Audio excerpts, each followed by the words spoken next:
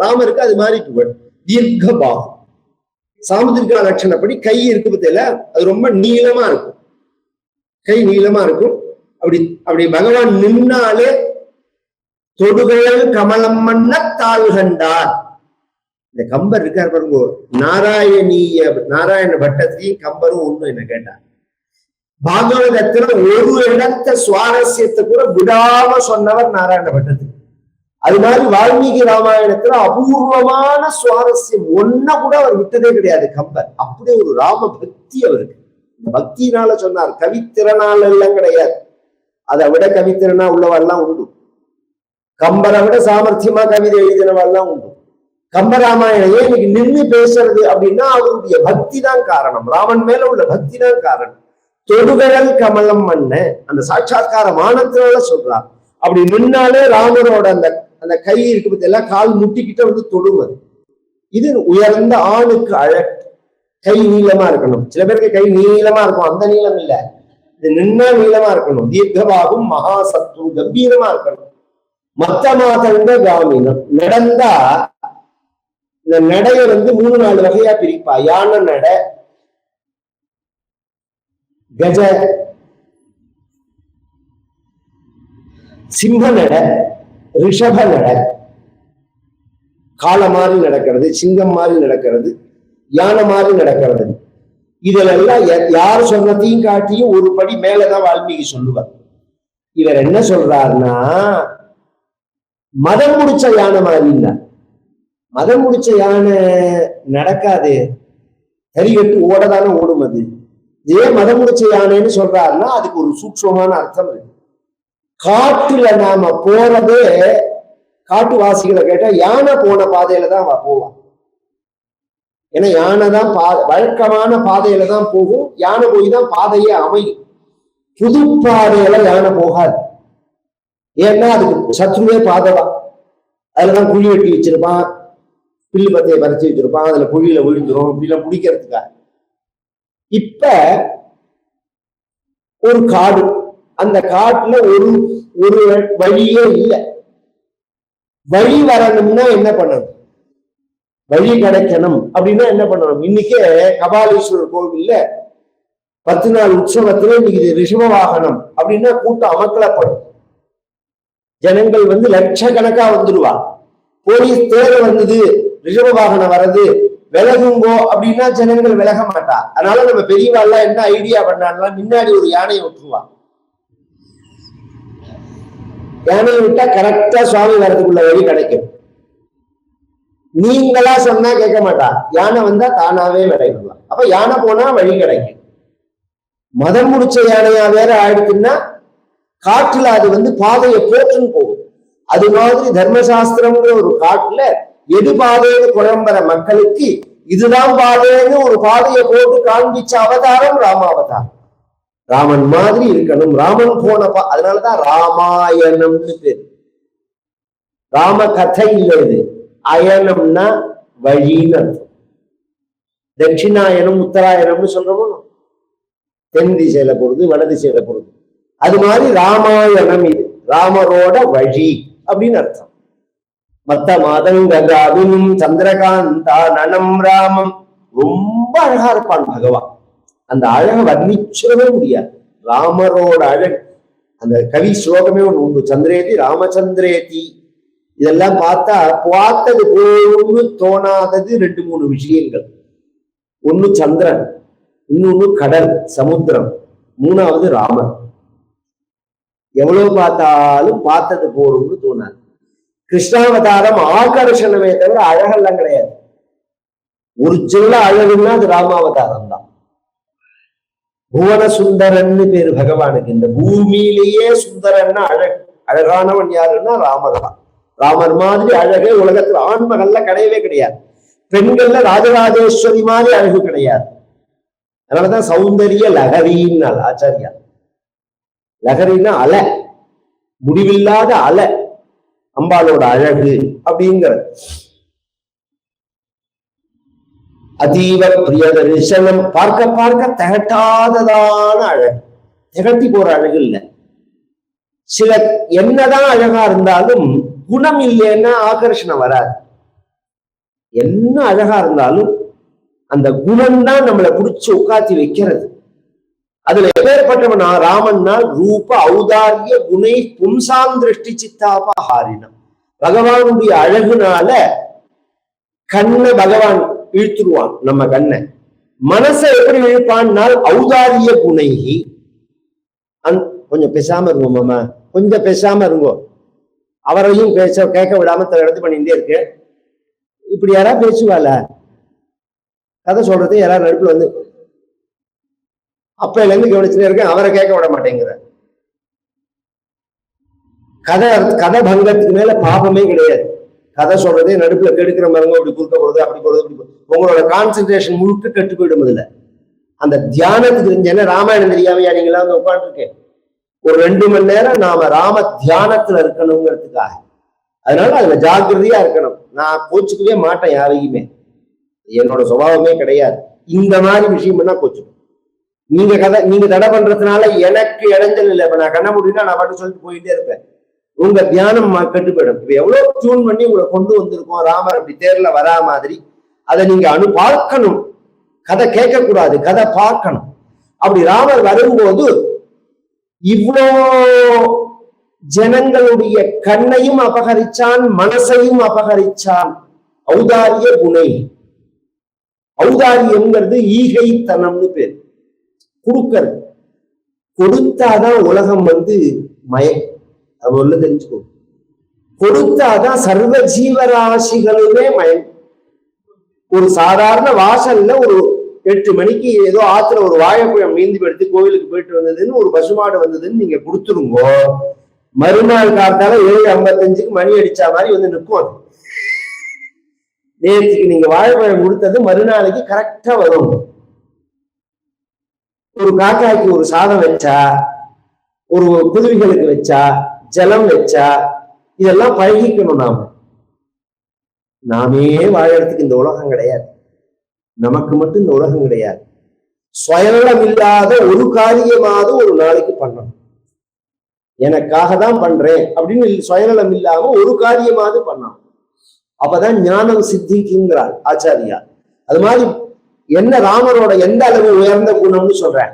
இது மாதிரி ஒரு ஷாலை போட்டு வந்திருக்கார் ராமர். ஆமா, இது ரொம்ப நன்னா இருக்கேடா, இதை எங்கடா வாங்கின, எந்த கடையில வாங்கினேன்னா மாமா இது இந்த கடையில வாங்கி, இன்னொருத்தரா இருந்தா எனக்கே தெரியாதுன்னுவான். அது ஏதோ ரகசியம், உண்மை ரகசியம் மாதிரி துர்குணி. இன்னொருத்தருக்கு சொல்லவே மாட்டா விஷயங்களை. சொன்னா பெரிய இது மாதிரி நினைப்பா. இன்னும் சில பேர் இருந்தா ஏண்டாப்பா கேட்டோம்னா வளவலன்னு ஆரம்பிச்சிருவான். போற வழியில இருந்து இப்படி ஒரு பெண்டு இருக்கு, அப்படி ஒரு பெண்டு இருக்கு, இப்படி போனோம் அப்படி போனோம்னு நம்மளை பேசி கழுத்து அறுத்துருவான். இந்த ரெண்டும் இருக்கக்கூடாது. இந்த மயிலாப்பூர்ல இந்த கடை இருக்கு, இந்த கடையில கிடைக்கிறதுன்னு சொன்னா கரெக்டான விஷயம். ராமர் அப்படி கிடையாது. நன்னா இருக்கேடா ராமான்னா இப்படி கேட்டு இப்படி போட்டு வருது. எவ்வளவு பெரிய சாமானா இருந்தாலும் இது ராமர்கிட்ட இது நன்னா இருக்கேன்னு நீங்க சொன்னதெல்லாம் அவங்க கையில தூக்கி கொடுத்துருவோம். அது எவ்வளவு பெரிய குணம் இது, எவ்வளவு உயர்ந்த குணம் இது. ஒரு உயர்ந்ததா நாம வச்சுட்டு இருக்கோம்னு எல்லாரும் நம்மளை பார்த்து பிரமிக்கிறவங்க தான் நாம ஒரு காரியமும் செய்யறது. உங்ககிட்ட இருக்கா, என்கிட்ட தான் இருக்கு பாரு, நான் சங்கிலி போட்டு பாரு, நான் மோதிரம் போட்டு பாரு, நான் பட்டு கட்டு, அப்படிதானே எல்லாரும் நினைப்போம். ராமர்கிட்ட அந்த குணமே கிடையாது. நீங்க நன்னா இருக்குன்னு சொல்லிட்டா ஒவ்வொரு இத மாதிரி இருக்கிற மனுஷன் அபூர்வம். அதுக்காக சொல்ல வர ஔதாரிய குணை பும்சாம். இதுல ஒரு ஆச்சரியம், இந்த மாதிரி உயர்ந்த பண்புகளால ஆண்களுடைய மனசை கவர்ந்தான் ராமன். இப்ப ஒரு கேள்வி வருது, ராமனை பார்த்து ஆண்கள் மயங்கினார்கள் அப்படின்னு சொன்னா இப்ப பெண்கள்லாம் ராமனை பார்க்கவே இல்லையா, மயங்கவே இல்லையா அப்படின்னு ஒருத்தர் கேட்டா ஒரு மூடத்தனமான கேள்வியாயிடும். ஏன்னா அதுல ஒரு சிஸ்டம் இருக்கு. உலகத்துல ஆணை பார்த்து ஆண் மயங்க மாட்டான், பெண்ணை பார்த்து பெண் மயங்க மாட்டான். எதிர்மறையாதான் மோகம்ங்கிறது. இந்த ஆணை பார்த்து ஆண் பிரமிச்ச அவதாரம் ராமாவதாரம். பும்சாம் மோகன ரூபாய புண்ணியஸ்லோகாய மங்களம் அப்படின்னு. ஆண்களே மயங்கினார்கள்னா பெண்கள் ஏமாத்திரம். இப்படி அழகா ராமனை வர்ணிச்சு ராமன் வந்த உடனே தசரதனுக்கே அது தோணல. தசரதனுக்கு தேர்ல வர ராமனை பார்த்தது போறன்னு தோணல. சுமந்திரான்னு கூப்பிட்டான். என் ராமனை இன்னைக்கு பாக்குறதே ஒரு விசேஷமா இருக்கு. நததர்ப்ப சமாயாந்தம் பஷ்யமானோ நராதிபா யாந்தம் ஆயாந்தம் சமாயாந்தம். நீ இந்த தெருவிலேயே 3-4 தடவை போயிட்டு வாடணும். சரி, 24 வயசு ராமனுக்கு, 24 வருஷமா தசரதன் பாக்குறான். இத்தனை நாளா பார்க்காத என்ன ஒரு விசேஷத்தை பார்த்தான் அப்படின்னா, இத்தனை நாளா பார்க்காத விசேஷ தரிசனம் தசரதனுக்கு ராமர் கொடுத்தார். என்னத்தினால கொடுத்தாருன்னா, நம்மளை மகனாக அடையறதுக்கு நம்ம அப்பா பட்ட கஷ்டம் கொஞ்சம் நெஞ்சம் கிடையாது. 60,000 எல்லா குழந்தைகளும் அதை நினைச்சு பார்க்கணும். ஒரு பிள்ளைய பெக்கணும்னு முந்தித்தவன் கடந்து 300 நாள் சுமந்து அந்திபகலாய் சிவனை ஆதரித்து பையன் என்ற போதே பரிந்தெடுத்து கனகமுலை தந்தாலை எப்பிறப்பில் காண்பேன் நீங்கிறார் பட்டினத்தார். ஒரு குழந்தை பிறக்கலைன்னா ஆண் அதை கடந்து போயிடுவான், பெண்ணால் அதை கடக்க முடியாது. ஏன்னா அவனோட 3 நிலையில ஒரு நிலை தாய்மையை அடையிறதுங்கிறது, கன்னிகையா இருக்கிறது, பத்னியா இருக்கிறது, தாயா இருக்கிறதுன்னு 3 அவளோட வாழ்க்கையில பங்கு. அப்ப குழந்தை பிறக்கலைன்னா எத்தனை கோவில் உண்டோ, எத்தனை அரச மரத்தை சுத்துனா அரச மரத்தை சுத்துவா, புளிய மரத்தை சுத்துனா புளிய மரத்தை சுத்துவா, இந்த குழந்தை குழினா குளிப்பா, அப்ப போனா போவா. இத்தனை கஷ்டப்பட்டு ஒரு குழந்தைய அடையறா. இப்படி கஷ்டப்பட்டு நம்மள மகனாக அடைஞ்ச அப்பா அவர் வாழ்க்கையில சந்தோஷமா சிரிச்சுன்னு பாக்குற பார்வை இதுதான் கடைசி. இதுக்கப்புறம் அழுதுன்னு தான் பார்க்க போறாரு. அதனால எவ்வளவு சந்தோஷத்தை கொடுக்கணுமோ கொடுக்கணும்னு பகவான் கொடுத்துட்டான். அதனால தசரதனுக்குமே அது புரியல, இன்னத்தினாலேன்னு புரியல. ரொம்ப சந்தோஷமா இருக்கு சுமந்தா எனக்கு என் குழந்தையை பாக்குறது. இப்படி போயிட்டு வாடான்னா கொஞ்ச நேரங்க வந்தா தசரதனும் இறங்கி வந்துட்டான். சபா மண்டபத்துல வந்து உட்கார்ந்து நிட்டான், சிம்மாசனத்துல உட்கார்ந்து நிட்டான். ராமரோட ஒரு ஆச்சாரத்தை பாருங்க, எப்ப அப்பாவை பார்த்தாலும் நமஸ்காரம் தான் பேச ஆரம்பிப்போம். இதெல்லாம் அந்த காலத்துல உள்ள பழக்கம். தினப்படி பெரியவாளுக்கு சுவாமிக்கு நமஸ்காரம் பண்ணிட்டு பெரியவாளுக்கு நமஸ்காரம் பண்ணுவா, வெளியில போனா நமஸ்காரம் பண்ணுவா, வெளியில இருந்து வந்தா நமஸ்காரம் பண்ணுவா. வெளியில போறவாளுக்கு தான் நாம நமஸ்காரம் பண்ணக்கூடாது. சில பேர் நான் வெளியில போனா உங்களுக்கு நமஸ்காரம் பண்ணலாமான்னு இதையே பரட்டி போட்டுருவான். வெளியில போனா நமஸ்காரம் பண்ணிட்டு தான் போகணும். வெளியில யாராவது அப்பா அம்மா வெளியில போறான்னா நாம நமஸ்காரம் பண்ணக்கூடாது, அது கடைசியில தான். வெளியில போறதே நமஸ்காரங்கிறது கடைசியில தான். மற்ற சமயங்கள்ல நாம போனா நமஸ்காரம், ஏன்னா நபஜேத் சர்வத்தோ மிருத்யுன்னு வாசப்படியை விட்டு இறங்கி திரும்பி ஆத்துக்குள்ள வரத்துக்குள்ள எத்தனை மிருத்யு. நம்ம சாமர்த்தியத்தினால நம்ம வாழ்ந்துட முடியுமா? இப்படி திருப்புற காருக்காரன் லேசா அந்த ஸ்டீரிங்கை விட்டுட்டான்னா அந்த முனை இடிச்சா போறோம், முடிஞ்சு போச்சு. இத்தனை தாண்டி அன்னைக்கு சில பேரு திடீர்னு செத்து போனா ஆச்சரியமா இருக்கும்பா. சாகிறது ஆச்சரியம் இல்ல, இத்தனை சாவு கொடுக்கக்கூடிய ஆபத்தை பக்கத்துல வச்சுன்னு நாம வாழறதுதான் ஆச்சரியம். இத்தனை சாவை கொடுக்கக்கூடிய இத்தனை ஆபத்துக்களை பக்கத்துல வச்சுட்டு இருக்கோம். எல்லாம் ஆபத்து, எதை தொட்டாலும் ஆபத்து. அதுக்கு மத்தியில நாம அன்னைக்கு பொழைச்சு வாழறோம் பாருங்கோ, அதுதான் ஆச்சரியமான விஷயம். நமஸ்காரம் பண்ணி நாமஸ்வம் ஸ்ராவயன் ராமஹா வவந்தே சரணோ பிது. அபிவாதியே எல்லாருக்குமே உண்டு. ஒத்தருக்கு பண்ணினா அபிவாதியை சொல்லணும், கூட்டத்துக்கு பண்ணினா அபிவாதியை சொல்லக்கூடாது. அபிவாதியை சொல்லும் போது இது அந்த ஜெனட்டிக் டிஎன்ஏன்னு சொல்றா பத்தியில அதை குறிக்கிற அந்த கோடு வேடு, அதெல்லாம் அங்கீரச பார்மிஸ்வ மோத்கல்ய திரையாரிஷயன்னா அந்த வம்சம்னு அர்த்தம். அந்த டிஎன்ஏவை குறிக்கிற கோடு வேடு மாதிரி அது.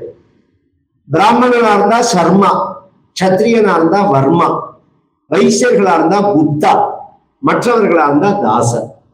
இந்த பேரே மாறுபடும். இன்னைக்கு என்ன சொல்றான் தமிழ்நாட்டுல, சர்மான்னு பேர் வச்சா பீகார்காரங்க. நானே நாங்க சொல்றதே சர்மான்னு தான் சொல்லுவோம். சர்மான்னா அந்த அடையாளம், அது இந்த பிரிவுல இருக்கிறவான அடையாளம். சர்மான்னா பிராமணன் அர்த்தம்.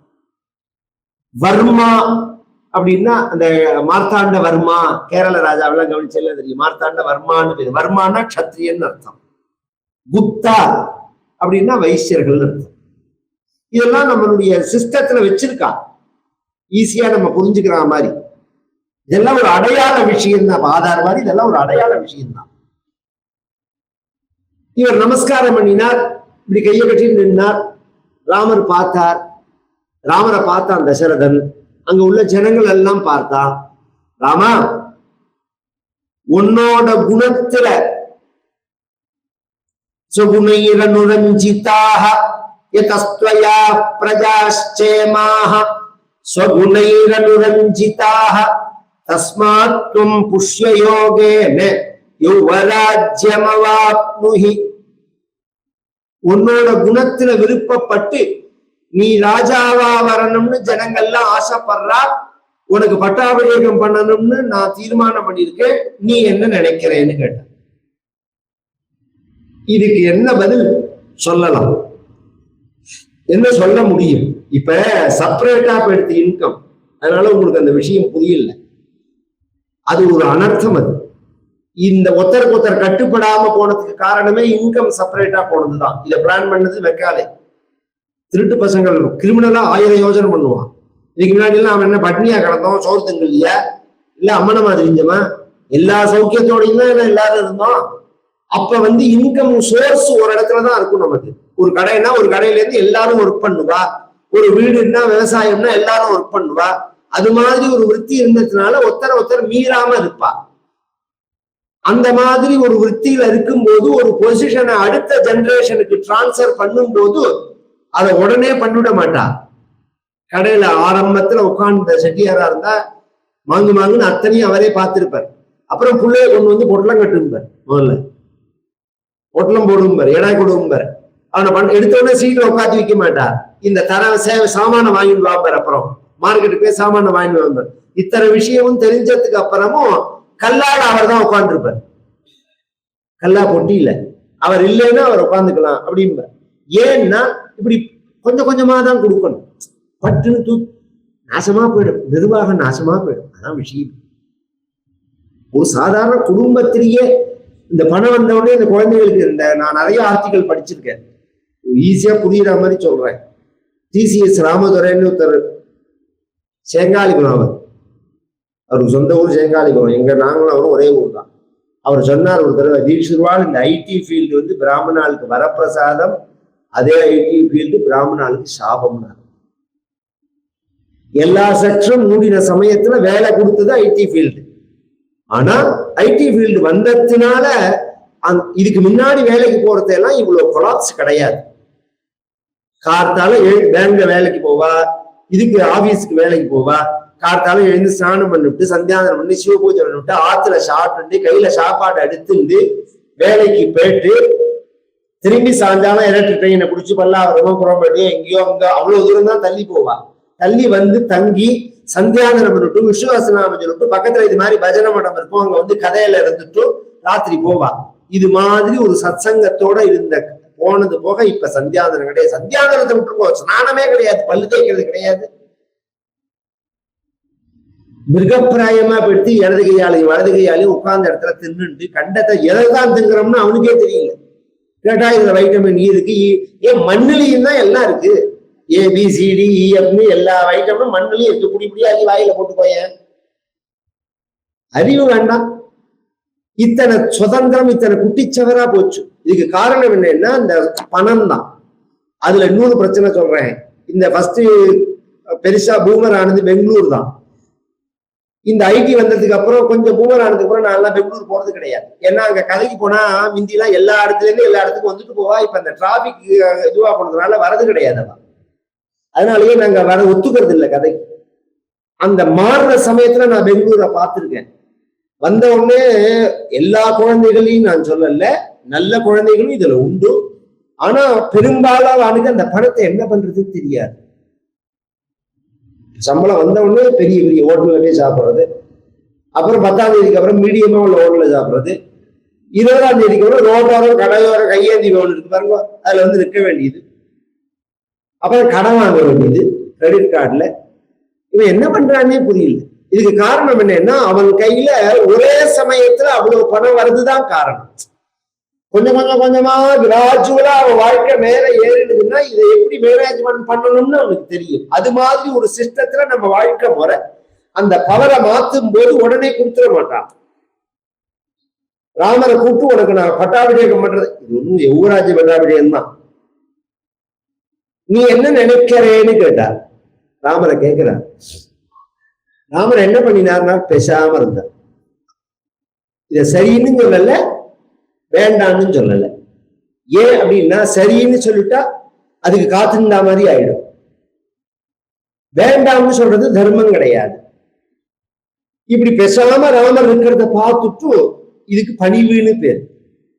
அப்ப தசரதன் சொல்றான், நீ ரொம்ப வினயத்தோட இருக்க. பூயோ வினயமாஸ்தாய பவநித்யம் ஜிதேந்திரியா.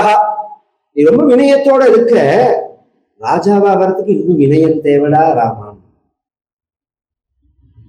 வினயம் மட்டும் இல்ல, ஜிதேந்திரியா, புலநடக்கம் வேணும்.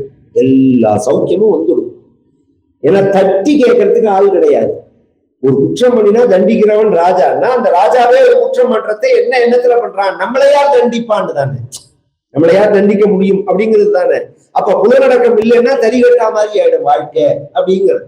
இதெல்லாம் சொல்ல இன்னும் ஜனங்கள் எல்லாரும் ராமனையே பார்த்துட்டு பஞ்சாங்கத்தை எடுத்தா, சைத்ர ஸ்ரீமானயம் மாசஹ புண்யஹ புஷ்பித கானனஹ யௌவராஜ்யாய ராமஸ்ய சர்வமேவோபகல்ப்யதாம். இது சைத்திர மாசம், வசந்த ரிது. புஷ்ய நட்சத்திரத்துல பட்டாபிஷேகம் பண்ணலாம். இதோட நிறுத்திருக்கலாம். பொதுவா 100 விஷயம் சொல்லிவிடுறேன். நாள் நாம பார்க்க கூடாது. நமக்கு என்ன ஜோசிய பரிச்சயம் இருந்தாலும் நாம பார்க்க கூடாது. ஏன்னா ஜாதக சாஸ்திரத்துல சொன்ன, ஜோதிஷ சாஸ்திரத்துல சொன்ன மாதிரி ஒரு நாள் கிடைக்கவே கிடைக்காது. யார் நாள் பார்த்தாலும் அதுல தப்பு சொல்ல முடியும். இந்த நாள் சரியில்லை அப்படின்னு ஒருத்தர் பார்த்ததுல ஒருத்தர் தப்பு சொல்லலாம். இதுல பிரசன்டேஜை வச்சுதான் நாளை தீர்மானம் பண்றது ஒண்ணு. ரெண்டாவது, இதை தாண்டி ஒரு விஷயம் என்னன்னா, வேதம் படிச்சவர்கள் வாக்குனால அதை சொல்லும் போது இந்த கிரகங்கள் ஓரமா போயிடும். அது உள்ள தோஷங்கள் வேலை செய்யாது. வீனஸ் ரத்னமையர்னு இருந்தார். அவர் ஒரு வார்த்தை சொல்லுவார், அனந்தராம தீட்சிதர் முகூர்த்தம் குறிச்சு கொடுத்தா ராகு காலத்திலேயே நான் கல்யாணம் பண்ணுவேன். அனந்தராம தீட்சிதர் ஆனா சொல்லணும், அவர் சொன்னார்னா ராகு காலத்துல நான் பண்ணுவேன். ஏன்னா இந்த வாக்குக்குள்ள சக்தி, அந்த சக்தி உள்ள வாழ்க்கை. அது வேதாத்தியனம் பண்ணிதான் அந்த சும்மா அது இது என்ன லிப்ஸ்டிக் போட்டு அலங்காரம் பண்ணிட்டு வர சக்தியா அப்படி எல்லாம் கிடையாது. 8 வருஷம் 10 வருஷம் 12 வருஷம் வேதத்தை சொல்லி சொல்லி அந்த சக்தியை ஏற்றினது மட்டும் இல்ல, அந்த சக்தி இறங்காம அனாச்சாரம் இல்லாம இருக்கணும். அனாச்சாரப்படுத்தி அந்த சக்தி அக்னிர்மே வாச்சி சிறுதா அப்படின்னு இருக்கு. வாக்குலதான் சக்தி இருக்கு. வாக்களித்தம் வேணும். இதெல்லாம் தேவையா இருக்க இங்க இவன் பண்ண தப்ப சொல்லிவிடுறேன். வசிஷ்டர் பார்க்கலன்னா, வசிஷ்டர் பார்த்து நாள் சொல்லியிருந்தாருன்னா பட்டாபிஷேகம் நின்று இருக்காரு. இவனேதான் நாள் பார்த்தா, சந்தோஷத்தினால பார்த்தா. பேச்சு பிளாக்குல சொல்றான், சித்திர மாசம் வசந்த ரித்து, காடெல்லாம் பூத்திருக்கு, ராம பட்டாபிஷேகத்துக்கு ஏத்த சமயம்னா. புண்ணியகா புஷ்பித காணனஹான்னா. வசந்த காலம்னாலே எல்லாம் பூக்குற காலம்தான். இந்த காடு பூத்திருக்குங்கிற வார்த்தை எக்ஸ்ட்ராவா இருக்கு, இதுல ஆட் பண்ணுவானேன்னா அதுதான் போராத காலம். இந்த போராத காலம் வந்தா வாயில கொண்டு வார்த்தையை விடும். ஆமன வாவான்னு வரவேற்கிறதுக்கு காடெல்லாம் பூத்திருக்கு.